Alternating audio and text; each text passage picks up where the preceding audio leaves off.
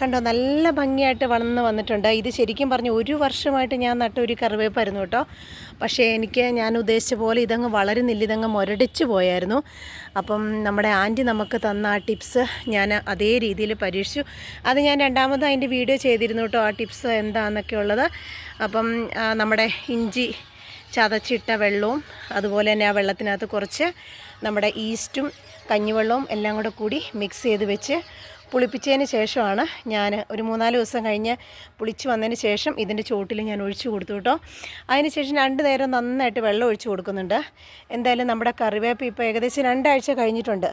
അപ്പോൾ നല്ല ഫ്രഷായിട്ട് വന്നിട്ടുണ്ട്. ഇനിയിപ്പം ഈ വരുന്ന പൂ നമുക്ക് ഒടിച്ച് കളയണം, എങ്കിൽ മാത്രമേ ഇത് നന്നായിട്ട് വളരത്തുള്ളൂ. അപ്പോൾ ഈ പൂ എന്തായാലും ഞാനങ്ങ് നുള്ളിക്കളയാം കേട്ടോ. പൂ വന്നു കഴിഞ്ഞാൽ പിന്നെ അത് വലിയ പാടായിരിക്കും. അപ്പോൾ ഈ പൂ അങ്ങ് നുള്ളി കളഞ്ഞ് കഴിഞ്ഞിട്ടുണ്ടെങ്കിൽ പിന്നെ നമുക്ക് ഇതിനകത്തുനിന്ന് നല്ല നാമ്പുകളിങ്ങനെ പൊട്ടി വളരും.